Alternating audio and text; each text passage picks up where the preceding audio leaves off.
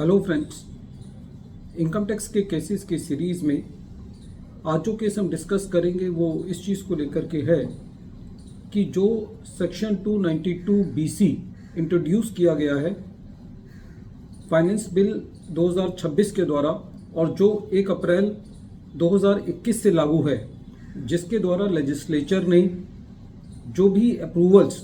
Assessment के लिए दिए जाते थे वेरियस अथॉरिटीज़ के द्वारा, उनको क्वासी जुडिशियल फंक्शन से निकाल करके सुपरवाइजरी और एडमिनिस्ट्रेटिव फंक्शन में डाल दिया है। प्रेजेंट केस में ये इशू था कि जब सेक्शन 292 BC जो कि 1 अप्रैल 2021 से एप्लीकेबल किया गया है, क्या वो उन अप्रूवल्स के लिए भी लागू होगा जो अप्रूवल्स 1 अप्रैल 2021 से पहले दिए जा चुके हैं और जिनके बेसिस पर असेसमेंट हुई है। यही इशू दिल्ली ITAT की जी बेंच ने अपने एक फैसले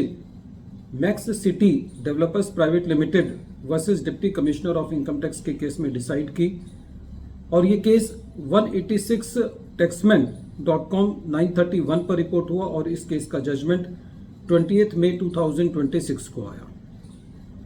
प्रेजेंट केस असेसमेंट ईयर 2011-12 से लेकर के असेसमेंट ईयर 2014-15 से रिलेटेड था। सेक्शन 153C की assessment joint commissioner of income tax के अप्रूवल से की गई थी। असेसी इन असेसमेंट्स को इस बिना पर चैलेंज कर रहा था कि क्योंकि ये अप्रूवल इन केसेस के लिए जो अप्रूवल है वो 1 अप्रैल 2021 से पहले दी गई है, इसलिए इनके ऊपर सेक्शन 292 BC का सेविंग क्लॉज नहीं लगता और क्योंकि ये approvals without application of mind और मैकेनिकल मैनर में दी गई है तो इसलिए वो असेसमेंट्स बैडिंग लॉ होनी चाहिए। इसके कॉन्ट्रा रेवेन्यू इस बात पर कंटेस्ट कर रहा था कि क्योंकि इन केसेस की सुनवाई अमेंडमेंट के बाद हुई है और 1 अप्रैल 2021 के बाद हुई है, तो इसलिए इन केसेस पर भी जहां पर अप्रूवल 1 अप्रैल 2021 से पहले दी गई है वहां पे भी सेक्शन 292 BC रेवेन्यू के रेस्क्यू के लिए आना चाहिए। जब ट्रिब्यूनल ने इस मैटर को सुना तो ट्रिब्यूनल का ये कहना था कि प्रेजेंट केस के अंदर इस बात में कोई, इस फैक्ट के अंदर कोई डिनाई नहीं है कि जो अप्रूवल दी गई है वो 1 अप्रैल 2021 से पहले दी गई है। इस फैक्ट्स में भी कोई दोहराए नहीं है कि जो अप्रूवल है वो मैकेनिकल है, बिना सीज्ड मटेरियल को देखे बिना, उसको कोरिलेट किए बिना अप्रूवल दी गई है। और ये बात भी क्लियर है कि जो सेक्शन 292 BC है वो 1 अप्रैल 2021 से एप्लीकेबल है, तो रेवेन्यू की ये दलील की सुनवाई बाद में हुई है, उससे जो पुरानी अप्रूवल्स है वो सेव नहीं होती और ट्रिब्यूनल ने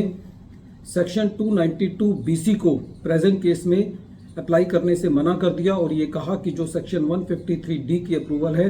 वो मैकेनिकल है और असेसमेंट को क्वेश किया। फ्रेंड्स, ये तो एक बात है कि इस केस से ये बात क्लियर हो जाती है कि जो अप्रूवल 1 अप्रैल 2021 से पहले दी गई हैं उन अप्रूवल्स पर सेक्शन 292 BC रेवेन्यू की मदद नहीं करेगा। अब सवाल ये उठता है कि सेक्शन 292 BC कितना जस्टिफाइड है। असेसमेंट प्रोसीडिंग्स को एक क्वासी